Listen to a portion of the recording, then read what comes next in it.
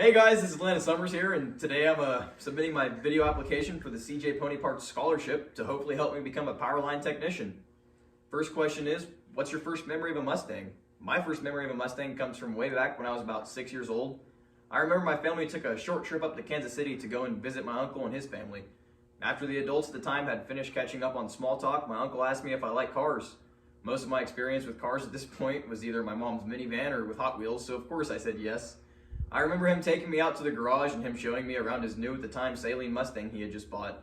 I was fascinated and even more thrilled when he asked me if I wanted to go for a ride. Needless to say, I have been obsessed with sports cars and more specifically Mustangs ever since, as you can tell. How does your career relate to a Mustang? Being a lineman can relate to a Mustang in many ways, though it may not seem obvious at first. Being a lineman requires grit, focus, and being reliable to your employers at all times. A Mustang has grit, endurance, which is a big marketing point and forward for the car. They're tough as nails, and this can be proven just by how many classics you still see driving around today. Mustangs are also reliable and can be counted on to work correctly when you need them to. Cold weather, high mileage, or old age, you can always count on a Mustang to get the job done and do it correctly. This can translate pretty well to being a lineman because no matter what the circumstances, cold weather, long shifts, or a sore body, you can always count on someone to be out working hard to get the light back on. How do recent developments in autonomous cars impact the automotive industry? I think that recent developments in self-driving and autonomous cars will have a huge impact on the automotive industry. With new electrical components being implemented into new cars, including cameras, sensors, and other pieces of equipment essential to autonomous driving, the average job of a mechanic will become far more skilled than it already is, and you can probably expect wages to go up for mechanics to compensate for the extra schooling and knowledge required to fix modern cars. Where do I want to see myself 30 years from now?